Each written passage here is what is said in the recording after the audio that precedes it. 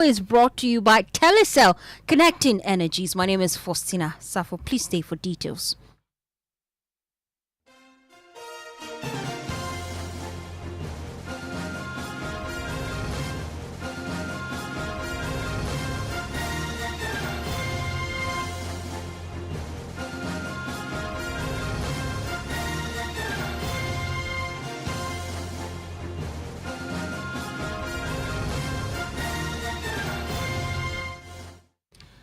Tonight, in a dramatic turn of events, former Greek minister Bryan Acheampong has officially thrown his heart into the ring, declaring his candidacy for the new patriotic party flagbearership position.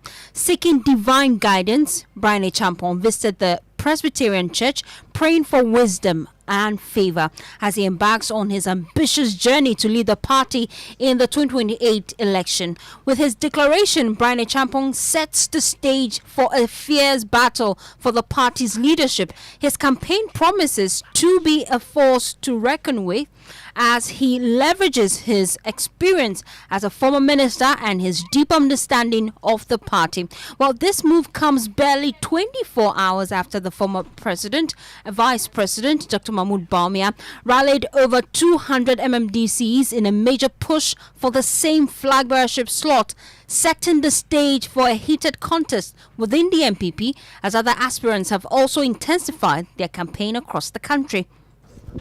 You just held a meeting with the leadership of the Presbyterian Church. Tell us what it was about. Well, thank you very much.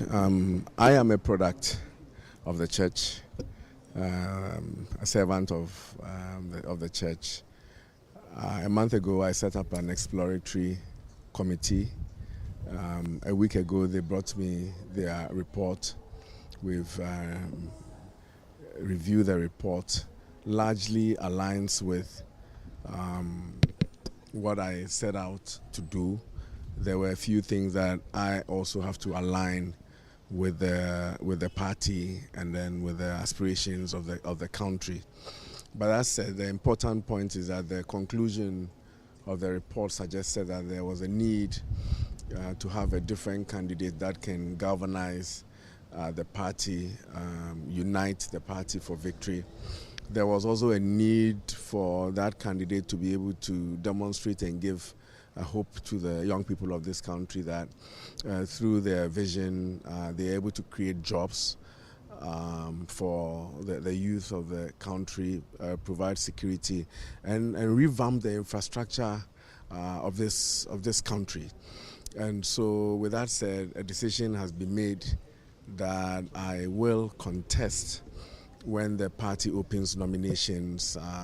But to do that, as a product of the church, it will be a disappointment per my tradition for the moderator of the church or the Presbyterian General Council hears it for the first time on radio. So before a formal announcement is made, I thought it was wise to come and inform the General Council and the moderator of the Presbyterian Church that this is what I have set out to do. And so when they hear the announcement, then that is it. But most importantly, though, to seek the blessing, I want to start with God and then finish with God.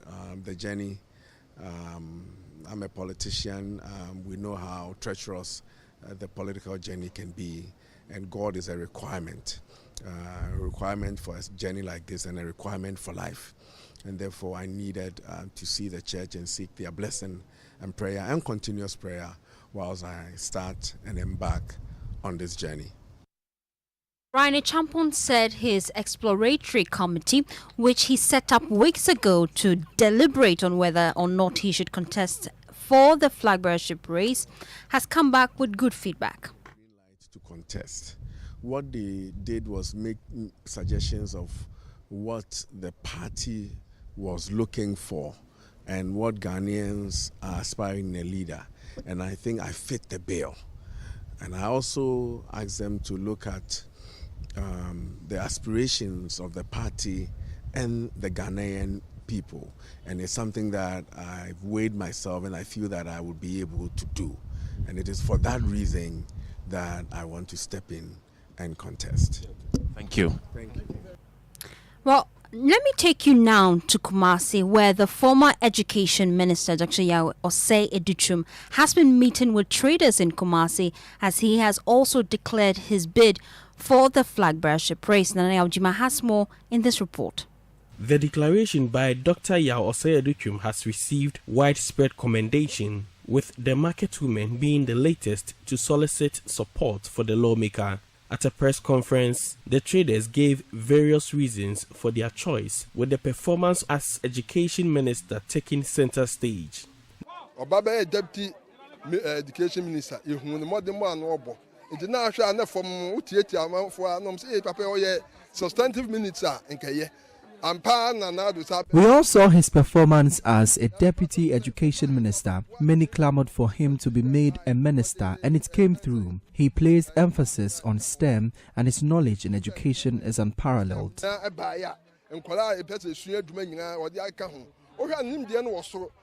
we been here to free Ghana, I America. Not to me, I could be a school, I can see me and so I'm a school, not a tomb, America, buy a bonnet, but not just say Papa. Delegates the delegates shouldn't think of their selfish interests. The country should be put first, and Dr. Educhum is the right person. Said your man, you bet and unti at a summary, Jinaha, Yabo, or say you do to my basso. What the buyer, and Colay, and Shusha, as I said, Unagan and Yakramonia Shushan. Nana Akufo-Addo aimed at ensuring all our children attend secondary school, and Dr. Educhum made the dream a reality.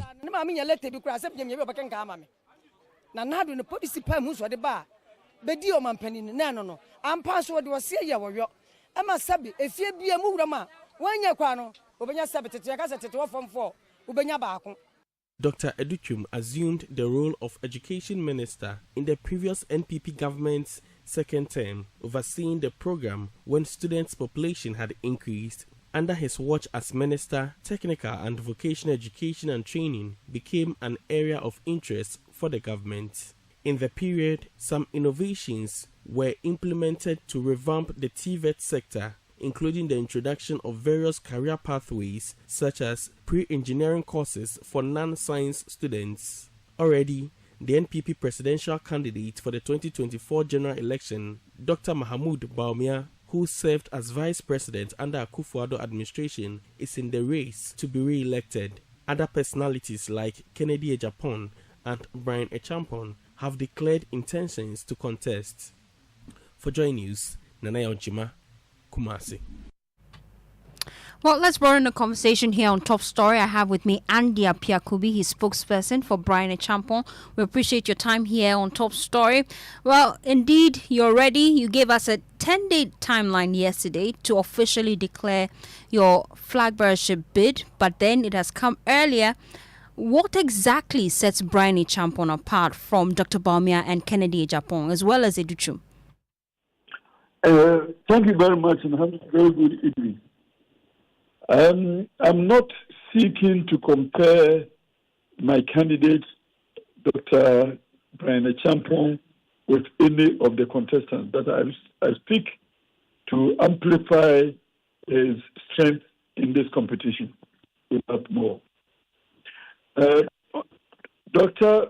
Bryan Acheampong, Honorable Member of Parliament for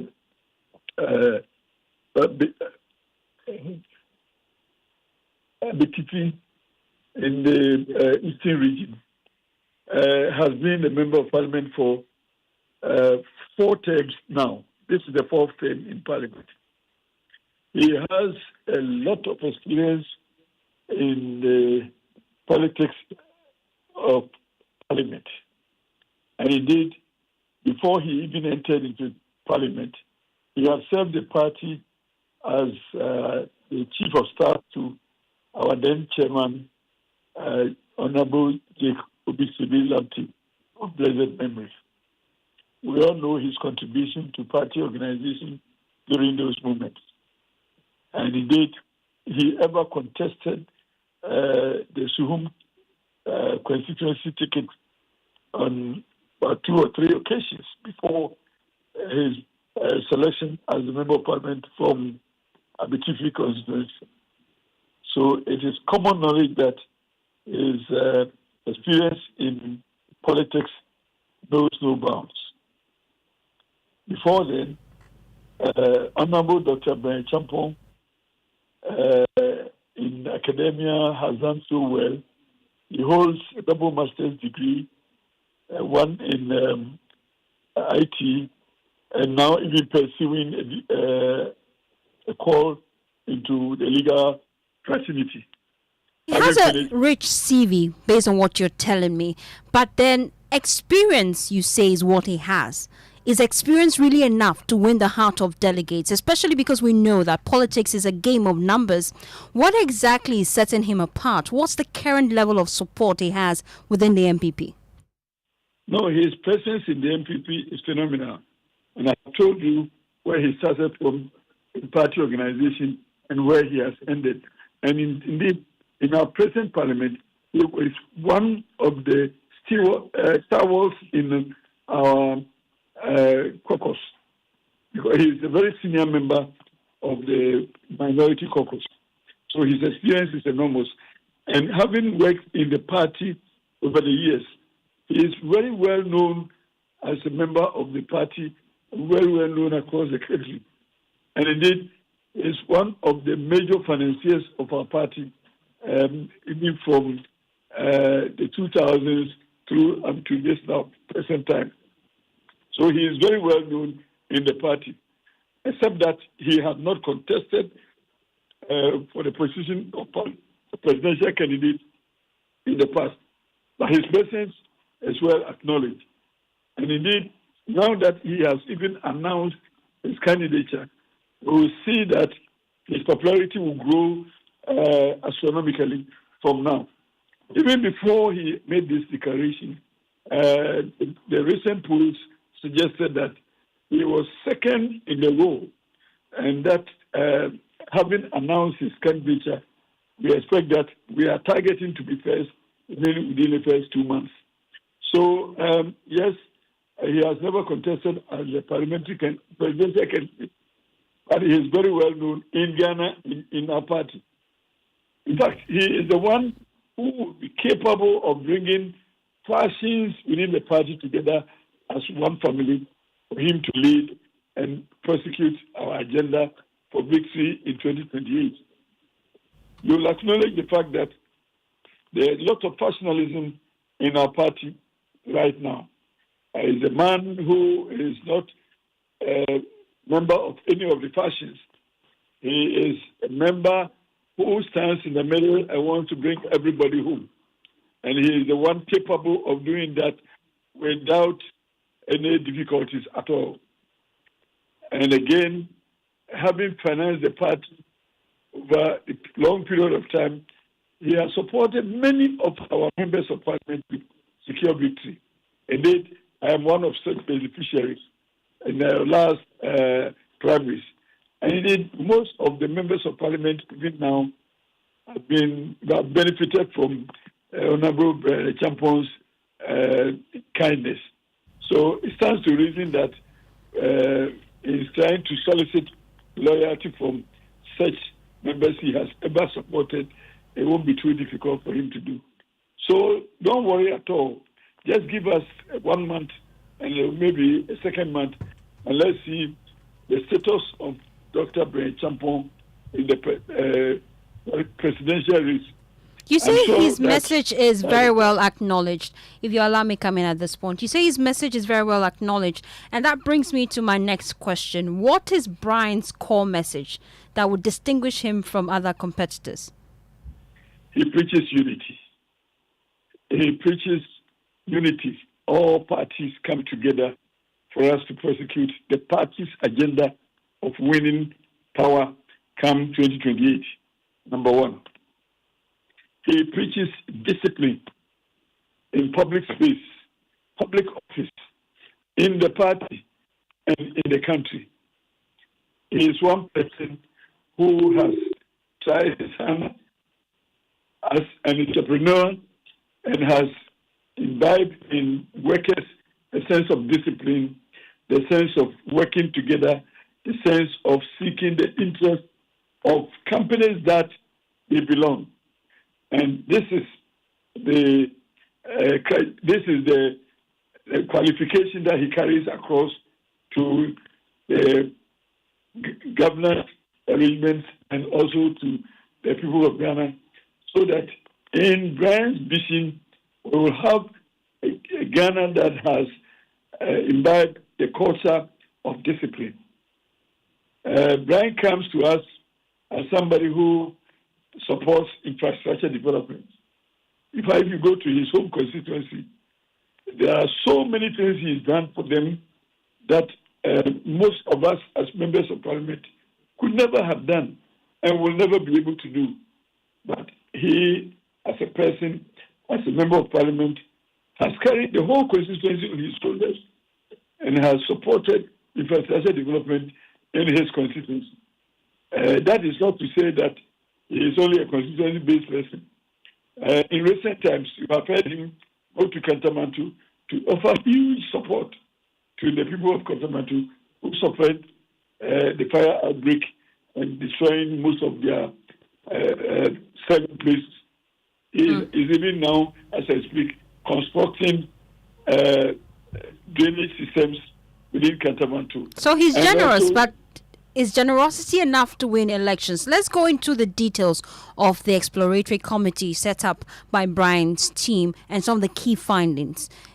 Based on what he has told us today, he says that the party believes that a new face is what they need. But then we have individuals from Dr. Bawumia camp saying that a second-time candidate is actually what the people needs. Being a second or third candidate is not a criteria for me that will motivate voters to vote for them. We have candidates like in the past, Danlate, who was a candidate in any one of the presidential elections and never won any. We have other candidates who have tried hands. In recent times, also. In recent times, the Reverend Minister Chirabusum, he tried many times. So having tried many times doesn't attract people to vote for you. But what I'm saying is that your attributes as a person, your contribution to society, and indeed your background as a professional, your intellectual competence, and your performance in area of business, these are attributes that attract voters to consider you as a possible candidate for the position of president. And indeed, your sense of discipline as demonstrated over time. All these are attributes that attract voters to vote for a particular candidate. Having contested many times is not, for me, a useful criteria to consider in selecting a possible president. Okay. Is he threatened by his competitors? You're going against a similar Akan candidate like Kennedy Acheampong. You're going against Dr. Bawumia, who has been in the race before. Are you threatened? Well, I don't think that ethnicity is part of this equation. I don't believe that being from A ethnic group or B ethnic group will give you any advantage at all. I don't believe in that. But what I believe in is that how accessible you are, how connected you are to the delegates for now, and in future also to the generality of the Ghanaian population. And I want to believe that if you have demonstrated over time of your goodwill to man and your association with people within Ghana, that will give you a status within the electoral system that will generate the results for you. So you keep mentioning that connection is key in this race, and I'm wondering how connected is Bryan Acheampong? We've seen the role he played in the release of Chairman Wontumi. Is Chairman Wontumi on your side? Well, I wouldn't be able to say yes or no, but people say that one good turn deserves another. We all knew what Dr. Bryan Acheampong did during the time of need of Chairman Wontumi. He bent backwards to lift Chemawuntumi out of difficulty. And I want to believe that when the time comes, Chemawuntumi will acknowledge the support he enjoyed from Honorable Dr. Bryan Acheampong and pay him in equal terms when he needs his support also. I cannot say that for sure, but I want to believe that human as he is, he will also consider the support that was extended to him. And then in time of need also, he will also pay Dr. Acheampong back in his own coin. Will you consider it as betrayal if Wontumi doesn't support Bryan Acheampong? Well, Dr. Bryan Acheampong did what he did in good faith and not in expectation of any support to him. He saw the situation as needing intervention to release his colleague, politician, and friend, and he came to his aid. I'm not sure that Dr. Bryan Acheampong is expecting any payback for the goodwill he showed to Chemawuntumi. But I want to believe that that has the potential to affect the feeling of Chemawuntumi and therefore the direction where the support will go. Who are the key power blocks already backing him? Give me specific names. Our game plan is to solicit the blessing of a lot of our party leaders, party elders, which we have gone to President Kufuor already, who has offered his blessing. We are meeting with other leaders of the political party. We will do so within the country. We will do so with the chiefs. We will do so also with the clergy, and we will solicit their support, their prayers, and indeed their direction and guidance. So we are not leaving anybody behind. Whoever needs to be consulted for the purpose of support, direction, advice, and blessing, we will so do. Who's already on your side? There are so many of them on our side, but we will leave the mentioning aside, and at the appropriate time, we'll see some of them offer advice, support, and solidarity in course of time. But for now, I want to tell you that most of our leaders, most of our elders appreciate our recognition and our networking to them and our invitation for them to offer us good counsel. Thank you, Andy. He is spokesperson for Bryan Acheampong. We appreciate your time here on Top Story. Let me bring in Dr. Kwame Asah-Asante. He is senior lecturer and a political science lecturer at the Department of UG. We appreciate your time here on Top Story. We're seeing a lot of dynamics playing out, but looking at the candidates put forward, Dr. Bawumia, Bryan Acheampong, Kennedy Agyapong, and Educhum, who do you think is best fit to lead the party?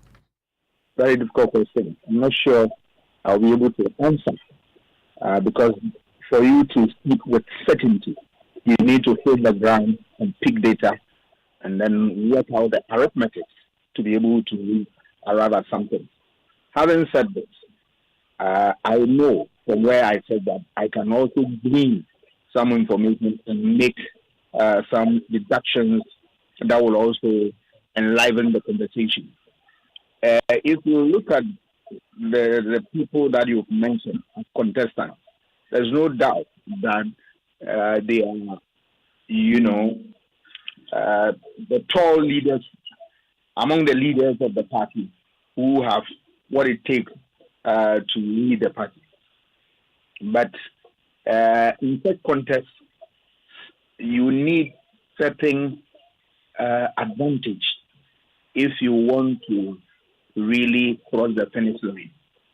You should be someone with a knowledge about the problems of this country, particularly the economic problems. And then you still have the magic one to turn things around. Among the people who want to contest, I am sure they are well aware that this is a critical element of what? Ensuring that you'll be able to work with power. So they are working towards that because people are going to confront them with issues that are, burden to the country, and they want to see how they will navigate their way through that, taking part.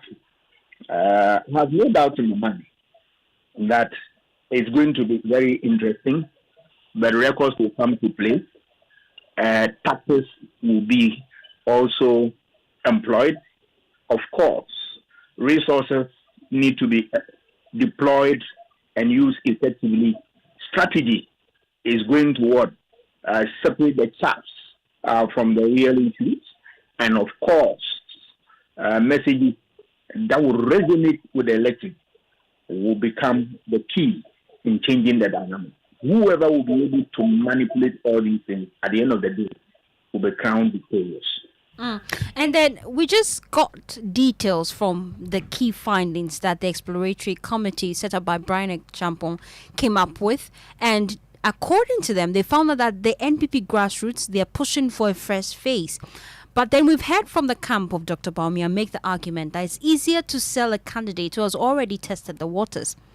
How do you think the party should go about it? Anybody who has the qualities that I have already alluded to is good to go. Not necessarily a fresh candidate or an old candidate. Remember, before somebody enters into politics, he was just a fresh candidate. And with time, you build capacity and you become attractive and all that. Who knew Dr. Bawumia?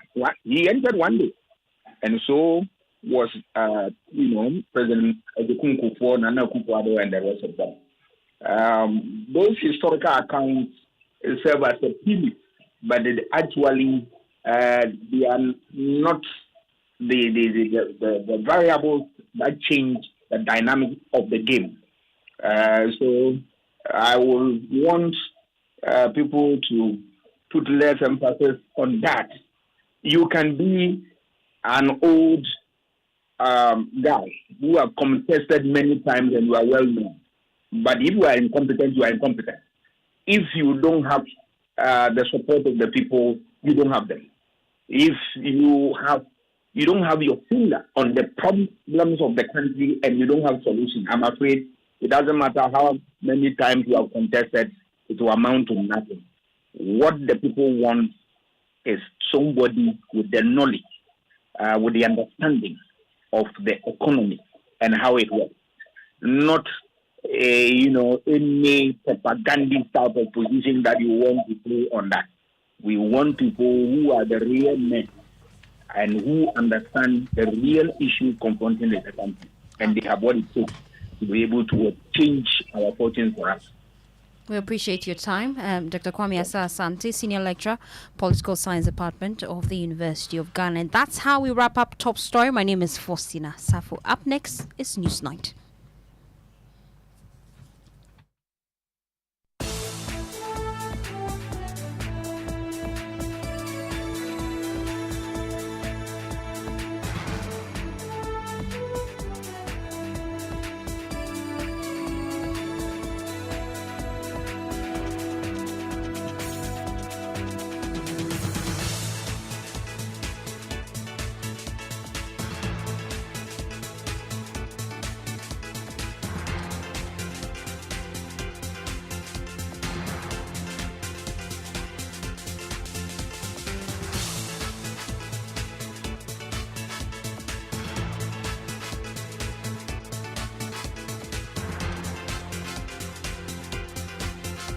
In the next 60 minutes here on News Night.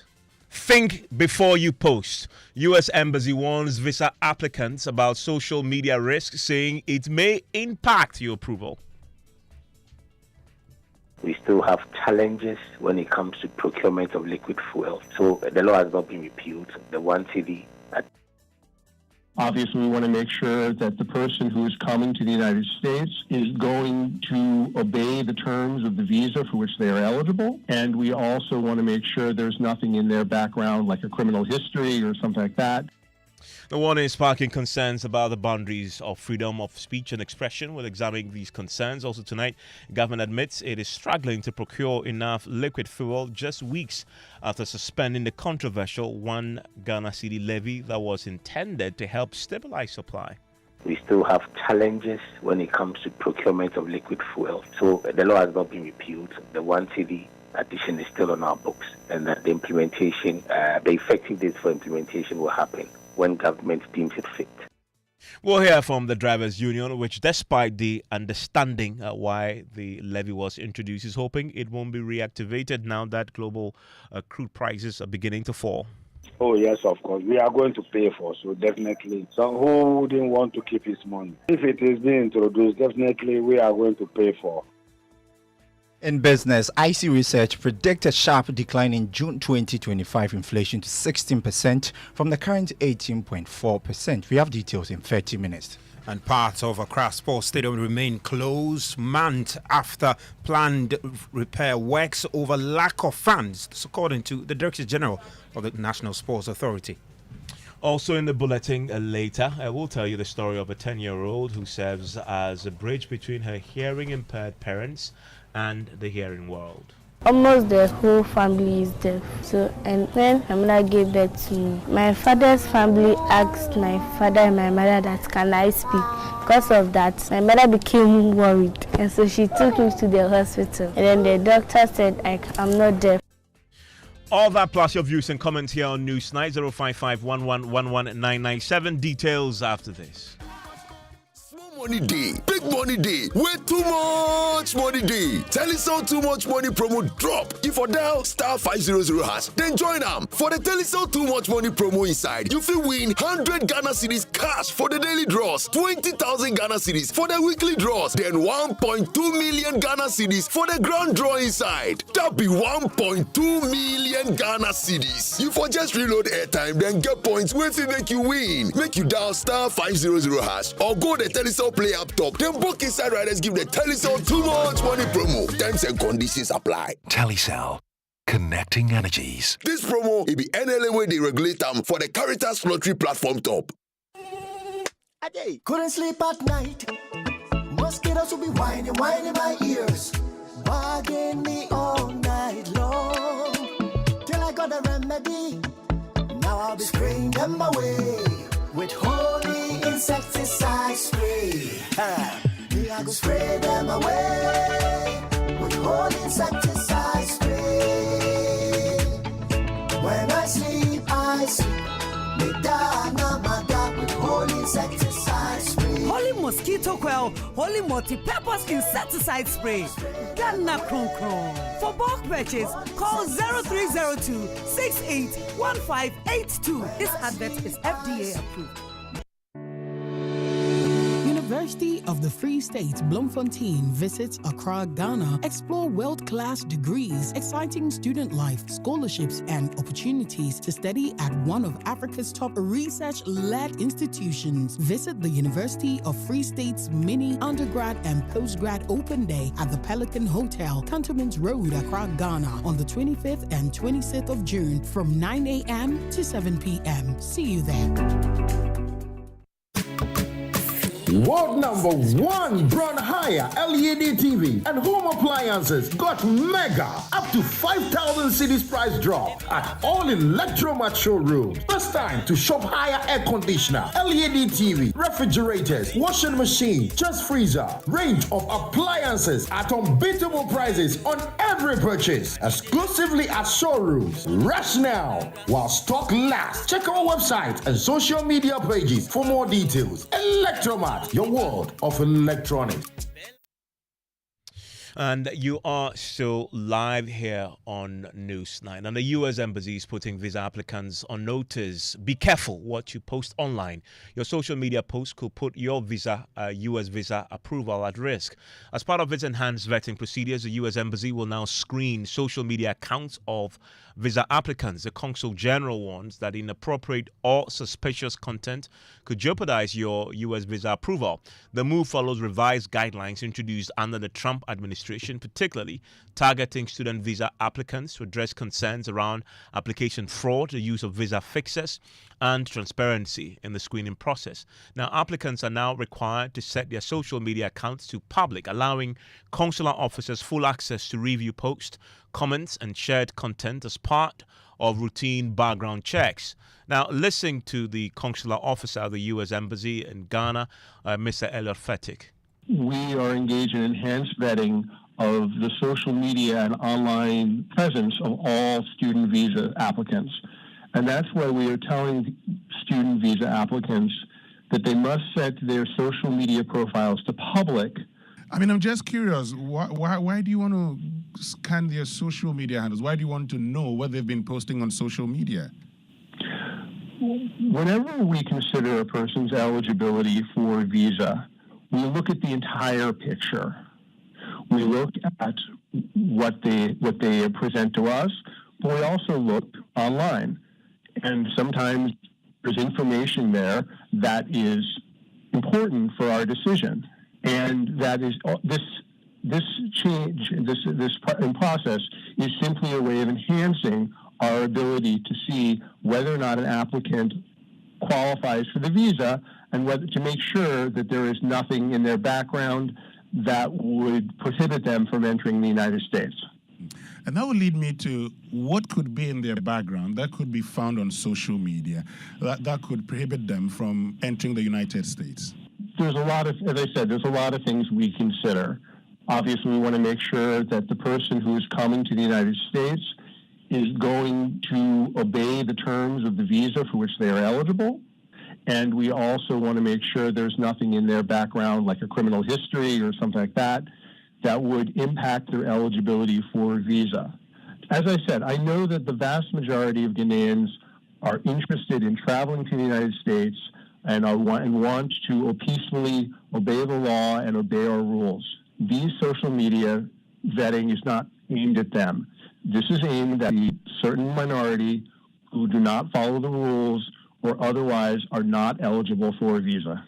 Well, data from the 2024 indicates nearly 60% success rate with over $6.6 million in fees from unsuccessful visa applicants, whilst data on specific denial rates for all visa types are not available, but the B1, B2, that's a tourist business visa, as well as the F1 or student visas are the categories known to have high denial rates. Now, the Mensah cautioned Ghanaians seeking to travel to the U.S. to refrain from using so-called visa agents on consultants.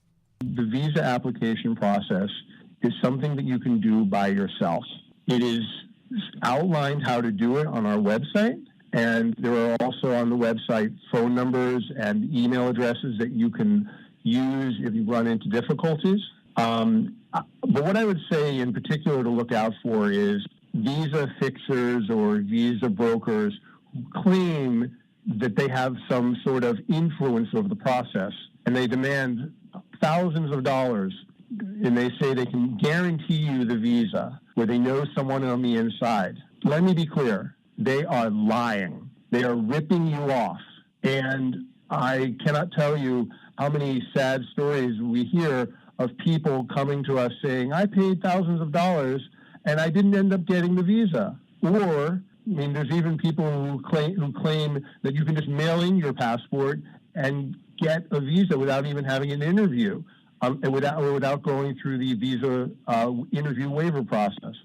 So, if you have a question about the legitimacy of a process, it's probably not legitimate. I want to bring in campaigner and former Member of Parliament for Kumbungu, joins us on the line right now, Ras Mubarak. Mubarak, thanks for your time here on Newsnight. What do you make of the new U.S. guidelines, particularly those that require that before you apply, you must go back into your settings and set your Facebook or Twitter handle to public, so you give full access to the U.S. visa officials who will be looking into the background to check what you've been posting, what you've been saying about the U.S., and if you've been critical, it sounds to reason that then you'll probably suffer the consequences. Well, good evening, Evans. The Constitution of our country protects the rights of every Ghanaian to privacy and free expression, as explained in Article 18 of our 1992 Constitution. The data of Ghanaians is also protected under the Data Protection Act. So this U.S. social media policy threatens, not just privacy of Ghanaians, especially students, but also the aspirations of Ghanaian students, and other visa applicants. If you look at the Data Protection Act, it raises concerns, some serious concerns, and I'll draw your attention to Section 20, the requirement that, one has to make their public profile public, and the threat of a visa denial clearly undermines freely given informed consent. Right? Again, you can look at Section 21 of the Data Protection Act. You can look at Section 37. Sorry, you can look at Section 20 to 36. All of these are in violation of the Data Protection Act of Ghana.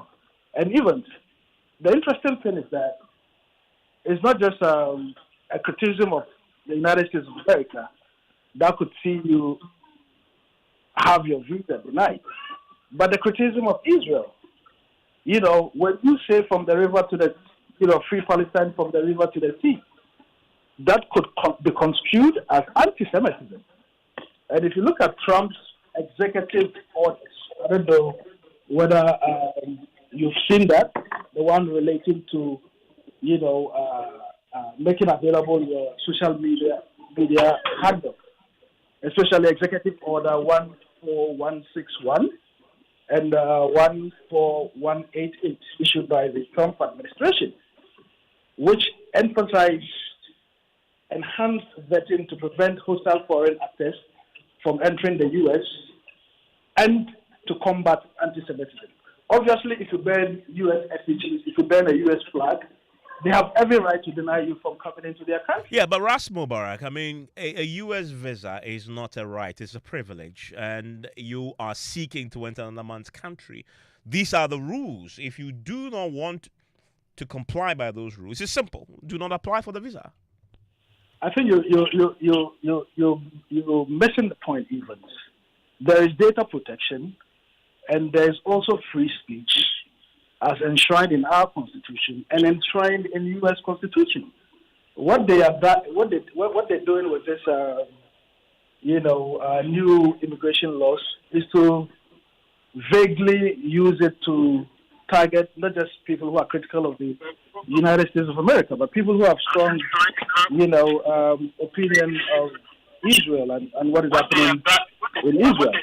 So it's not the first time anyway that something like this.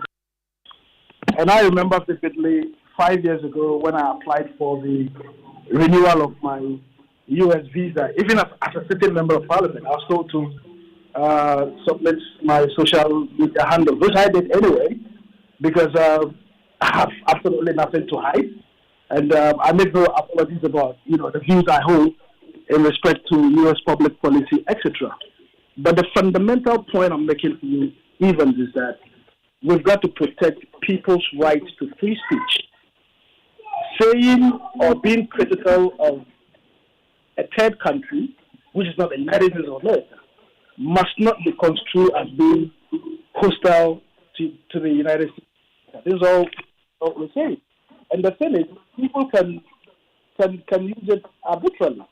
This could lead to arbitrary visa denials based on lawful political or cultural expression. Do you expect our Foreign Affairs Ministry to intervene in this matter, considering your strong views you hold on the matter? It's not just the Foreign Affairs Ministry, but I expect some amendments to the Data Protection Act of Ghana. I intend to write to the Honorable Minister for Communications to look into it. And it is something that the Minister of Foreign Affairs may also take up, given the fact that stifles free expression of Ghanaians, given the fact that, it violates our right to free speech as Ghanaians. Don't get me wrong, this is clearly legal under U.S. law, right? But when you situate it in our law, does it conform to our 1992 Constitution? I don't think so. Does it conform to our Data Protection Act? I don't think so. And this is an issue that our government will have to take up on behalf of the people of Ghana. Okay, thank you very much, Mubarak. He's a campaigner and former member of parliament for Kumbunga. I want to bring in right now Yao Miriku is joining us on the phone right now. He is an international affairs and past fellow of the Macmillan Center for International Studies. And Yao, this controversy that the U.S. has erupted in Ghana with the changing of visa guidelines, application guidelines, it's a simple matter, is it not? I mean, the U.S. says you want to come into my country, comply by those rules. It's simple as you say, I don't want to comply by the rules, so I'm not going to apply for the visa. They haven't violated any international protocols, have they? Well, that's good evening, you Evans, and to your listeners. I think that what the United States is requesting at this material moment is not new. This policy has been in place since 2019, so that when you are filling your DS-160 form, the U.S. visa application form, there's a part that you have to declare your social media account. Except that now they are making it more stringent and more intensified. And the fact that you have to make your account public so it can be accessible. We also should understand that this is within U.S. domestic politics, what is happening. President Trump had come to power on the back of a presidential signature campaign message that he was going to crack down on illegal immigrants. And this is one of the means that he thinks he is holding on to. First, from hardened immigrants to those crossing the U.S.-Mexican borders, to country-specific visa bans, and now being critical with student visa application. So this is within the United States, right. We have to understand that within their laws, the State Department thinks is one of the means of guaranteeing their national security and protecting their citizenry. Except that maybe as Ghanaians, it violates our data protection rights. But within U.S.'s the remit of U.S.'s immigration laws, this is one of the means by which they are seeking to protecting, the country from some of these illegal, immigrants that take advantage of the system. I do not see anything wrong with it because it is not something that is just applicable to Ghana. We should also understand that Trump is one person that he goes after the whole orchard, apple orchard, just to get the very apple that he wants. This is an issue that he picked with Harvard University, and we have seen the blowback affecting, global student visa applicants. So, I mean, ultimately, I do not see anything wrong with it. U.S. has every right to implement, some of these policies. If you want to apply to go to the United States, this is what the U.S. wants you to do. Otherwise, you find other places, to seek education. To apply to. Thank you very much. And that day is Yao. Yao joins us. He's a doctoral researcher in international affairs and past fellow at Macmillan Center for International Studies on that very controversial subject of the U.S. changing its visa requirements.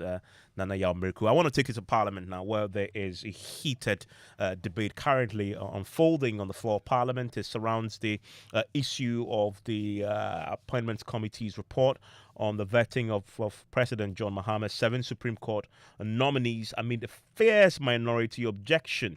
The committee's report itself was accepted to the floor. Now there's a debate around whether or not to approve the report itself. And the minority leader is currently on his feet, making strong arguments why the report itself is flawed. I want to take you there live right now.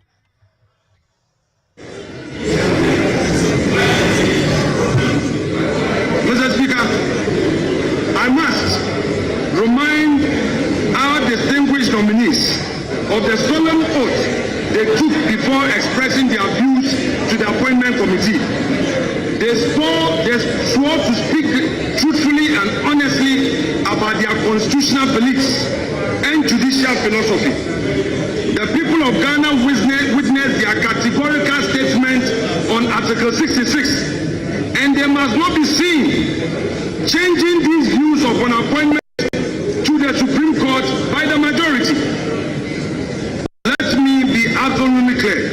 The constitutional commitment they demonstrated before the committee must remain unwavering throughout their tenure at the judiciary. Citizens can only have confidence if our judges who are before us today get the courage to consistently maintain the views they expressed at the appointment committee hearing. Mr. Speaker, we as a parliament stand at crossroads. Today, decisions we make today will either restore public confidence in our judiciary or mark the moment when Ghana's highest court became an instrument of executive convenience rather than constitutional conscience. Let me issue this clarion call to our colleagues opposite me, who are so determined and so desperate to go through this approval process. Mr. Speaker, what we have for them, we, the minority, will not join them in their inconsistent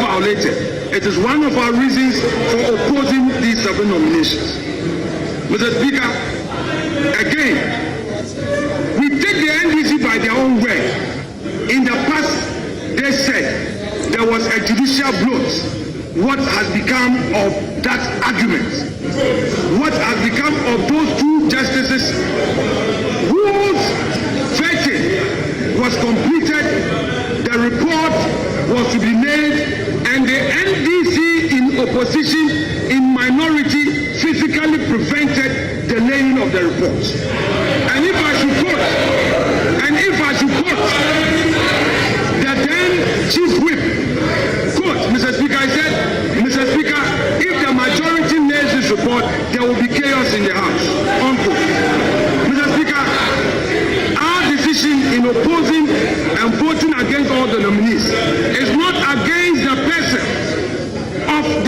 nominees, unfortunately, Mr. Speaker, they are eating a forbidden fruit. The fruit, the tree that is bearing them is poison. It's a poison tree, and the fruit thereof, which is they themselves, cannot be edible.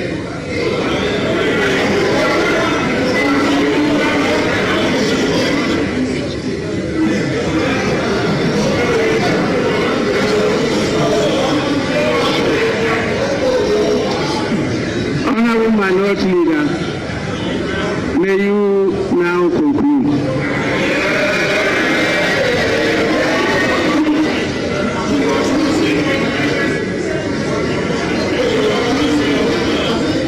Mr. Speaker, I conclude by saying that whilst we stand to rely on the rules of this House to reject these nominees, we note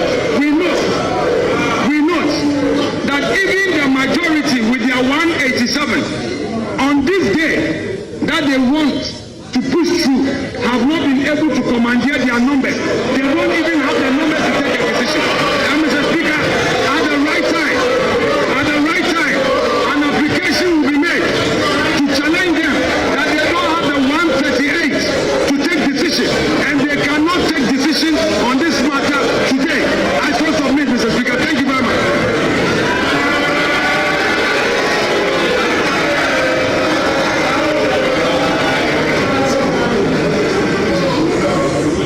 Honorable Majority Leader.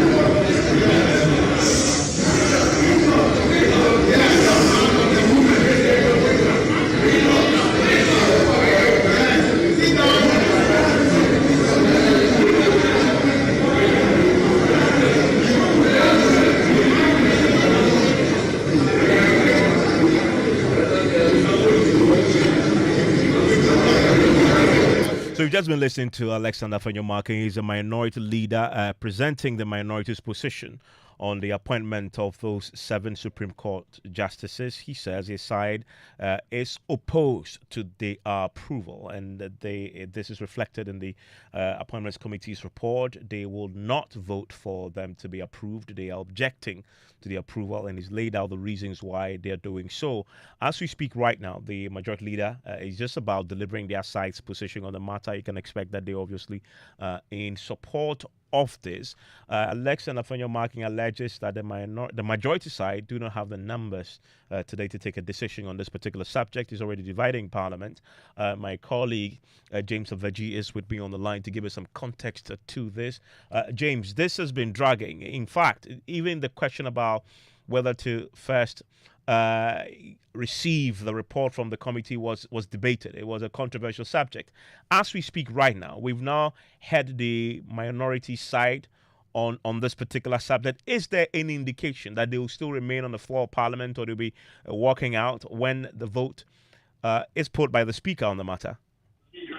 Evans, that's where we will see whether the minority will stage a walkout or they will stay through the process.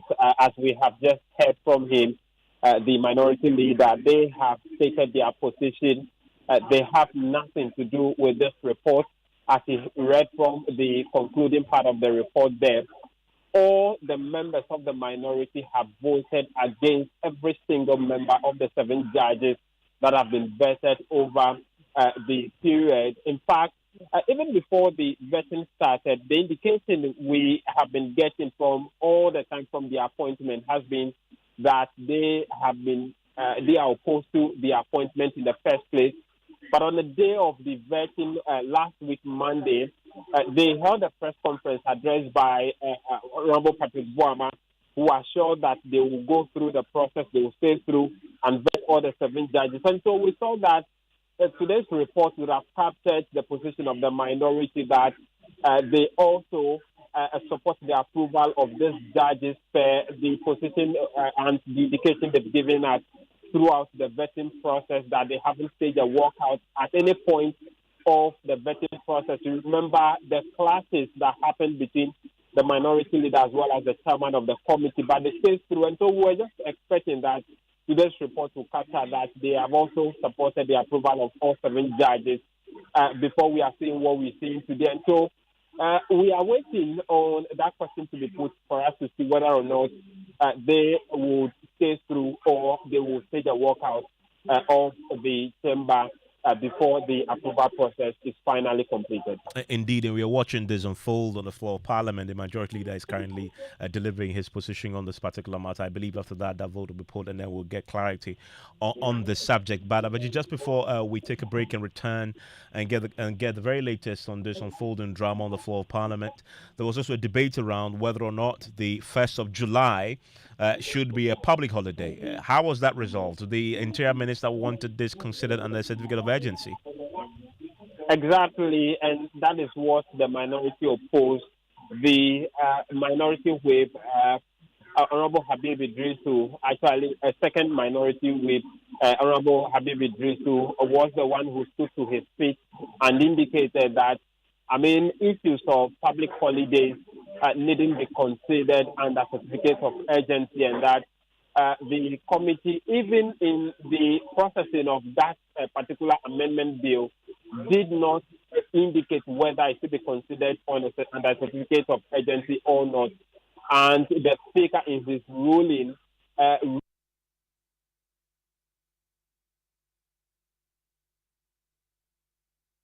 the Defense Minister moved that they have done what they needed to do, and so he moved that it should be considered. The Speaker actually admitted the motion.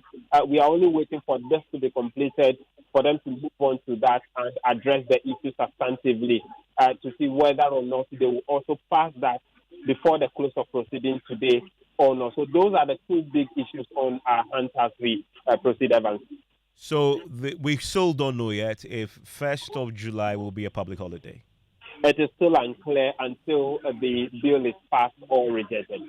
James, thank you very much. And James will stay with us. We're going to be crossover to business, and we'll keep an eye on what is happening in the floor of Parliament. I'll get you the very latest once the decision is taken on the 7 judges who have been nominated. The report had come in to the floor of Parliament today, but both sides are divided down the middle. The NDC MPs are opposed to it, the minority.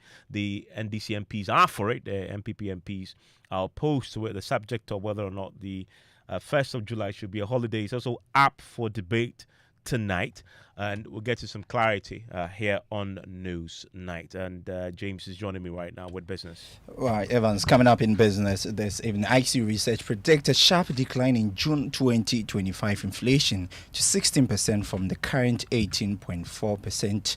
And Environment Minister hint government will soon use ban regulations and taxes to address plastic waste management in Ghana. Business on News Night is brought to you by MTN Business. Welcome to the new world of business.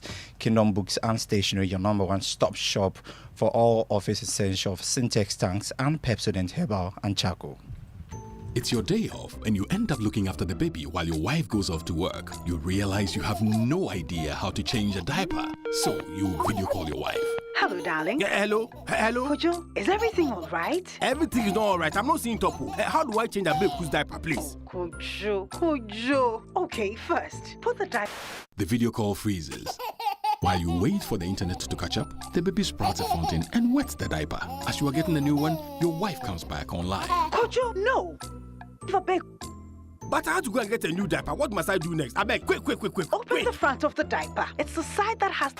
Wow, look, the video freezes again. Abba. By now, you know where the conversation is going. There's no buffering in real life, so why accept it from your internet connection? Get connected and experience ultra-fast internet to your home, powered by MTN Fiber Broadband. From the Internet Masters. MTN, everywhere you go. Son, we are so proud of you for setting up this hospital. I really love those hospital beds and waiting chairs. By the way, did you import them? No, Dad, I didn't. I actually got them from Kingdom Books and Stationery right here in Ghana. Wow. We also bought our office supplies, safes, executive desks and chairs from Kingdom, and they gave us expert advice on how to set up our office. Guys, that makes 3 of us. I also got our sofa and bedroom sets, plus our dining hall furniture for our new home from Kingdom. Wow, Mom, that makes 4 of us. I usually get my stationery items from Kingdom Kingdom, and my teacher also mentioned that our classroom furniture was provided by Kingdom. So there you have it. Whenever you're thinking about setting up an office or acquiring furniture for your home, etc., Kingdom Books and Stationery should be your first point of call. With over 40 years experience in the industry, we stock and supply a wide variety of globally sourced office and home furniture, stationery and equipment. Visit our head office, Osu Akwaje, or our office near the Osu Stadium. We're also in Tema Community 1, opposite Olam SHS, Kumasi KNUST campus, UCC Cape Coast, and now at the Marina Mall, Airport City. Or call us 0302-764101, 764209, or 762792. Visit our website, www.kingdomgh.com.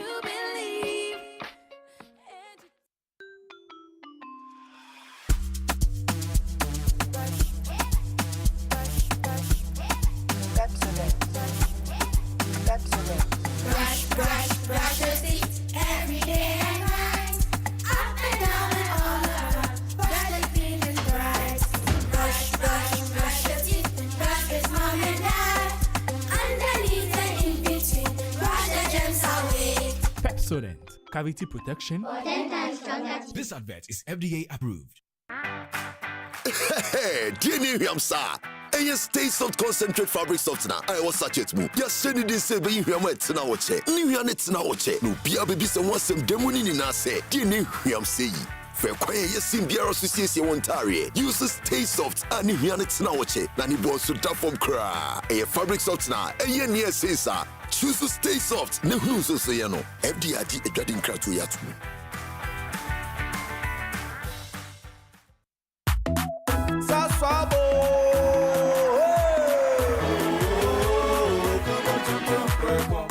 Sasso, si come tonton preko. Sasso, si come tonton preko. Edrana drami ne buseshe. Yeah, hakasia ne malaria. Minya me pone me sasso spray. Every mosquito study run away. Come on, tonton preko. Sasso, mi se come tonton preko. Come on, tonton preko. Sasso, come tonton preko. Nani sham ne die, demo stronko. This advert is FDA approved. Welcome back to Business on Newsnight. I am James Ishan. We settle for the details now. First, IC Research is predicting inflation for the month of June this year to decline sharply to 16% from the 18.4% recorded in May year-on-year. The research team is making the forecast on the back of favorable foreign exchange pass-through effect and lower fuel prices at the pumps. The following report has more.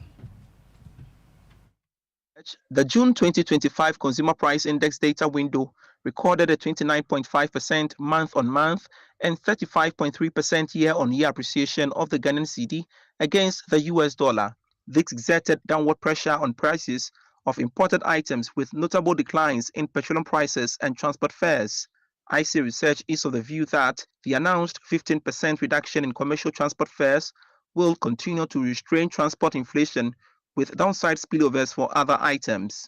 Additionally, IC Research estimates that lower transport costs will likely ease the month-on-month pressure observed for vegetable and tubers last month, potentially sustaining food disinflation in June 2025. Consequently, it forecast a decline in the June 2025 annual inflation to 16%, with month-on-month rate at 0.8%. Already, the year-on-year inflation for May 2025 reduced to 18.4%. This marked the fifth consecutive decline in inflation this year. And that was a news desk report. Now, the Minister for Environment, Science and Technology, Bryan Acheampong, has stated that government would deploy a number of measures, including ban, taxes and regulations to enhance plastic waste management in the country. He pointed out that plastic waste currently costs the country about $7 billion, a situation affecting economic growth. Speaking at the 5th edition of the 2025 Environmental Sustainability Summit organized by the Business and Financial Times, Mr. Mohammed said government has considered a number of solutions to address the issue. So Ghana is exploring taxes, bans and regulations to disincentivize single-use plastics inspired by Rwanda and Kenya. Because Rwanda and Kenya have actually banned, we aim to restrict products such as plastic straws and searches while promoting local alternatives. And I think that these are some of the things we are looking at. Promoting sustainable alternative. Entrepreneurs are producing bamboo straws, cassava-based packaging, and refillable containers. Our strategy encourages circular design and biodegradable options. Meanwhile, Chief Executive Officer of the Business and Financial Times, Dr. Godwin Akwe, said this year's event held under the theme Ending Plastic Waste in Ghana, a Sustainable Future for All, explored actionable solutions and innovative strategies for building a sustainable future. So I had circular plastics and I was asking, what is this? So I was made to understand that when the plastics are produced, we use them. We don't just throw them away, but we recycle for it to be used again, so it goes round and round and round. And then efforts to strengthen waste segregation, which is done outside this country in the West. Your rubbish bin will be segregated, one plastics and then one organic food and all that. This is what we want to implement in Ghana, and I hope we are able to do this successfully. Dr. Godwin Akwe, as the Chief Executive of the Business and Financial Times. You earlier heard from the Minister for Environment, Science and Technology, Bryan Mohammed. Let's do some other stories. As the Minister of Labour and Employment Relations, Abdul Rashid Pelpo, has cautioned recruitment agencies operating without permits from the ministry to desist from recruiting persons for jobs abroad. The Member of Parliament for Wa Central reiterated a call at the launch of a committee to supervise the planning of the Ghana Labour Exchange Programme, which seeks to unearth opportunities in labour export. Mr. Pelpo added that all persons who flout the directive will be dealt with according to the law. The problem we have, and which shouldn't be a problem, is that the multiple interest in this program is causing a lot of programs running up and down everywhere. Anybody you see would say, I have a company, I want to do labor export. I have made a pronouncement and I'll reiterate it. No company can send people out of this country without a labor certificate signed by the minister. They will stop you at the airport and you can't do it. No company can send anybody out of this country without signing a memorandum of understanding, following the laws of Ghana, following the labor regulations, ensuring that they are going to serve in a fair manner, paid adequately for what they have done, and without being enslaved. Abdul Rashid Pelpo is the Minister of Labour and Employment Relations. Now, Rebel Social Housing Limited has strongly denied recent media report alleging power theft at its estate located in Mensah Damfa. Addressing journalists at a press briefing, Managing Director William Sasu stated that the company has been working in close collaboration with the Electricity Company of Ghana to secure official meters for the estate. He described the allegations circulating in the media as false and misleading. Let me say that a company that has gone at length to the top echelon of ECG to secure and get meters cannot be said to preparing itself to steal power. Indeed, we did that on purpose so that we can get meters for this estate. You can see around that we have infrastructure already in place. I've done our roads, I've done our drains. All the pools here, ECG pools, were acquired by our company. And then the cables were also acquired by us. At the moment, the phase 1A of this project, which has been completed, we have only about 10% of the persons living in. The rest were sold to people within the diaspora, and they are not in the country. William Sasu is the Managing Director of Rebel Social Housing Limited. And that's all for business on Newsnight with me, James Eshen. Over to you, Evans. And thank you very much, James. And let's do sports now. Ms. Bao is here with the latest. Yeah, Evans, well, some updates on the state of the Accra Sports Stadium. The Director General of the National Sports Authority, Bryan Acheampong, says that his institution is still waiting for fans to complete a section of the stadium that has been declared unfit for use. Now, remember that prior to Ghana's 2026 World Cup qualifier against Chad in March, the NSA did announce the closure of the Independence Square stand due to some ongoing renovation works and safety concerns. Now, though the expectation was for the stand to be ready weeks after the game, fans were allowed to use the place during the game, raising safety concerns. Now, months after the incident, the stand remains closed, with Acheampong revealing that NSA is yet to receive funds for its completion.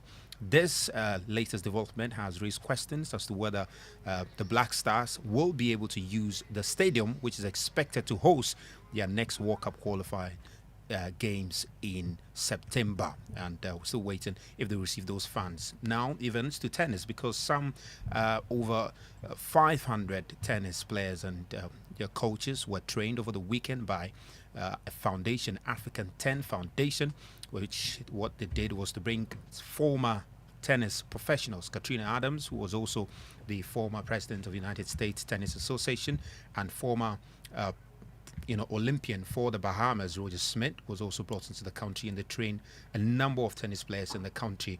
Now, the foundation head, Kojo Anand, says that this whole initiative was put together with the hope of creating champions in the future for Ghana.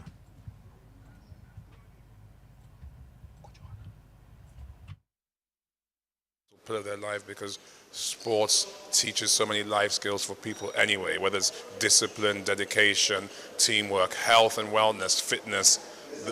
The list is endless, but most importantly, it also creates inspiration. There's no reason, as I said earlier, why can't Ghana have a tennis champion? Why can't we do all of these things, and other countries do?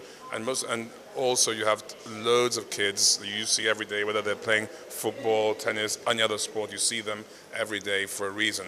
They're passionate about these games, they love the sport, and we're here to try and assist and aid their pathways to excellence.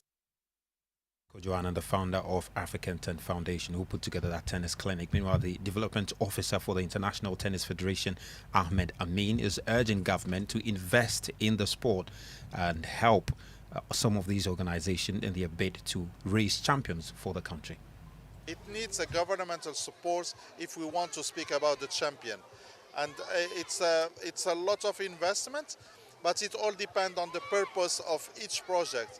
Like the project we see today, we are developing participation, which is great. And we have to continue if we want, out of this participation, detect a good talent. That's Ahmed Amin, who is the development officer for the International Tennis Federation. Well, Evans, that's it for sports. And later at 1 a.m., Chelsea will play in their final game in the group stages of the Club World Cup. And hopefully if they win, they'll qualify. But they're playing against Tunisia's Esperance de Tunis. So hopefully the Africans can do Chelsea fans a favor. Thank you very much, Ms. Bao. So live here on Newsnight is on Joy 99.7 FM. I want to take you live now to Parliament, where the Speaker of Parliament is now about to put the question to members of Parliament to vote on whether or not to approve the nomination of the 7 Supreme Court judges. It's been a very controversial day in Parliament on that particular subject. The minority have already indicated that they will not support the approval of those 7 justices who have been nominated to the Supreme Court. They've already been vetted. The report came to the House. The majority side obviously supported it.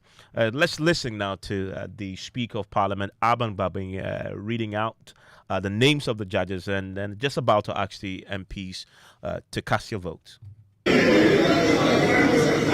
Approved the nominations of His Excellency the President of the following persons as justices of the Supreme Court in accordance with Article 1442 of the 1992 Constitution, respectively. Honorable members, the judges involved are Justice Senyo Jamafe,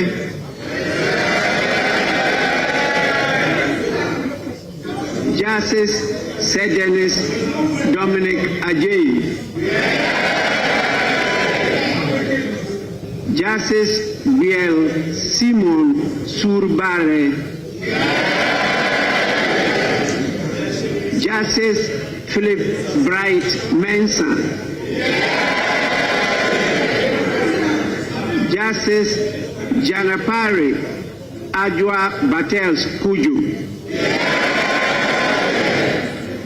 Justice Hafisata Amaliboba, and Justice Kweku Tewia Aka Buafu.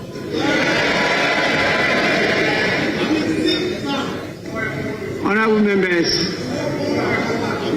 on your behalf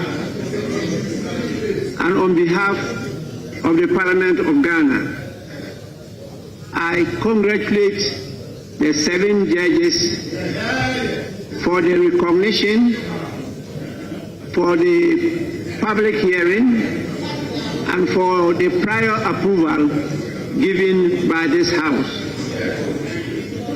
I recommend them into the hands of His Excellency the President to proceed to appoint these judges as Justice of the Supreme Court of Ghana.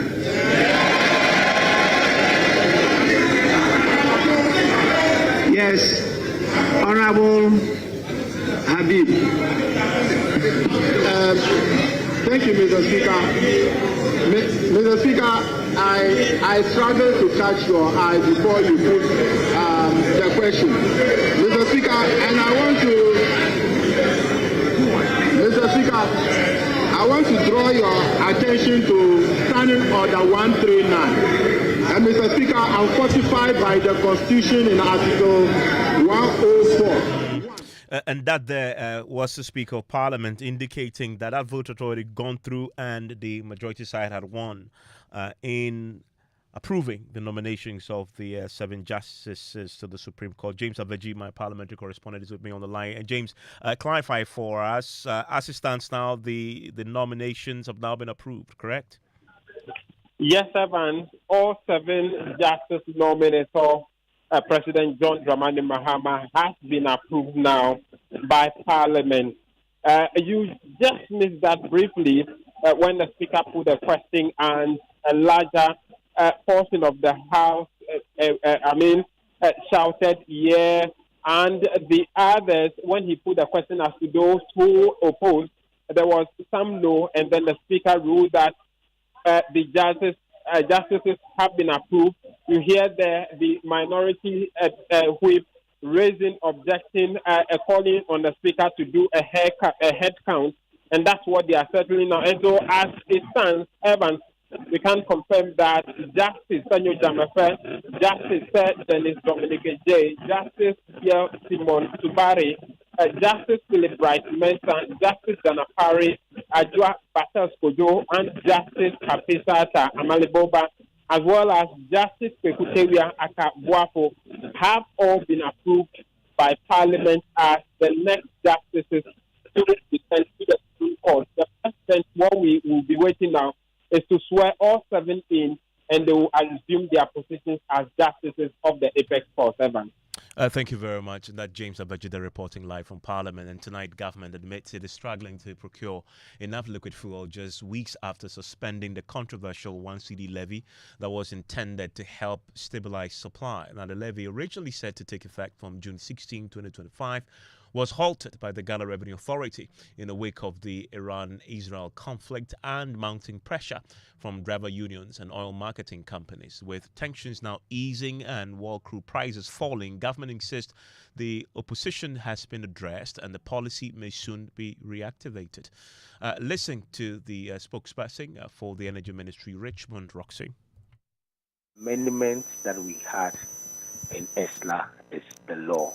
The only thing that has happened is the government hasn't communicated the effective date or the date of implementation. The government will still look at it once it is the indicators are convenient and they will not have adverse impact on the gains that have been made from January to now. Government will consider bringing it back. So if I understand, it's not completely off the table yet? No, the law has not been repealed. It is still the law. The basis of introducing that law is still persistent. We still don't have a dedicated fund when it comes to power. We still have challenges when it comes to procurement of liquid fuels.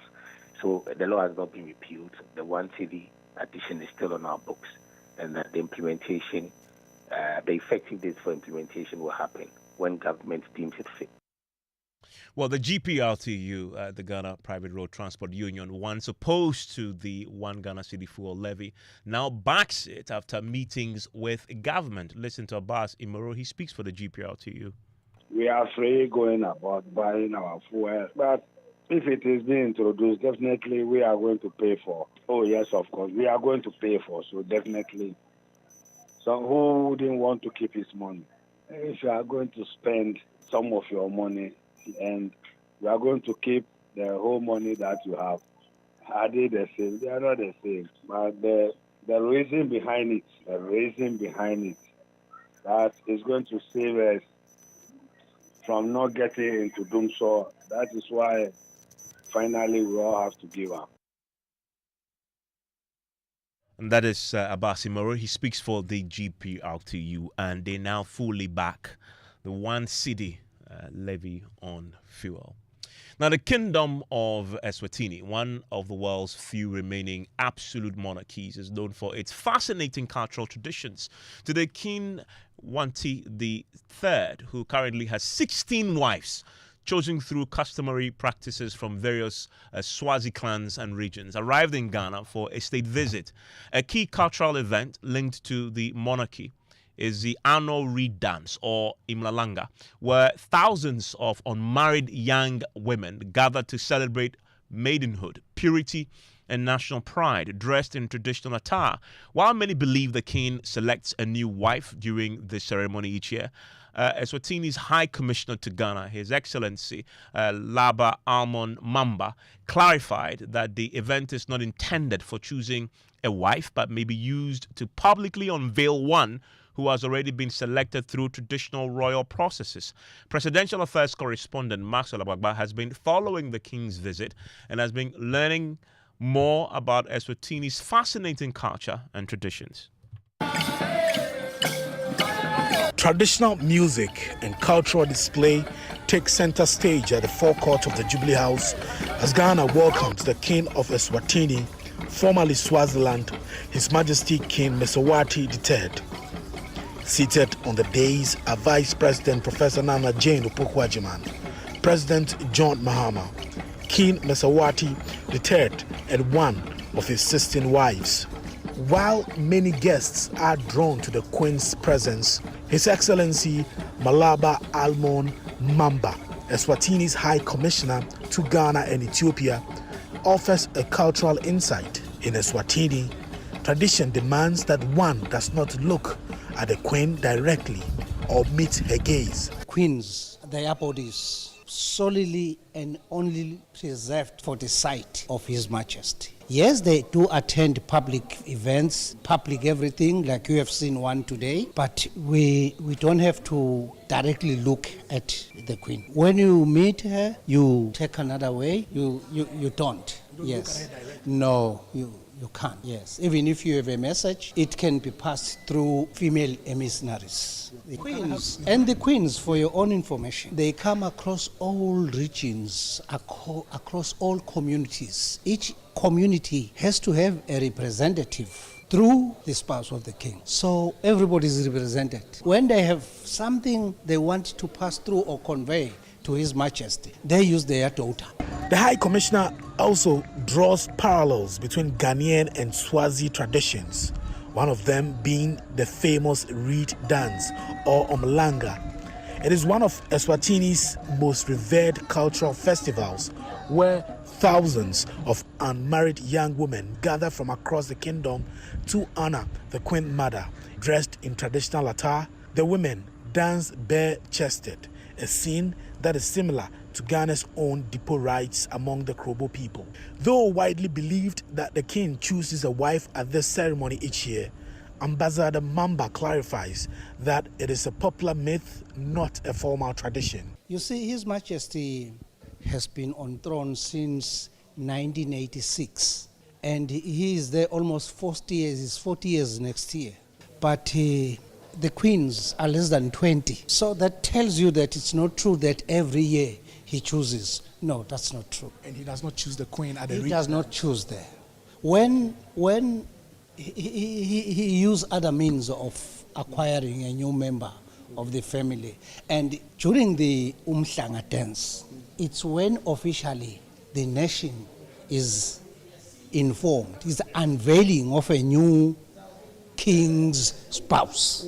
That's all what it does. Not that he chooses there. And that's it for Newsnight tonight. You want to catch that full, colourful report on Joy News Prime starting at 7. And you also want to catch the very latest from Parliament also across our many social media platforms.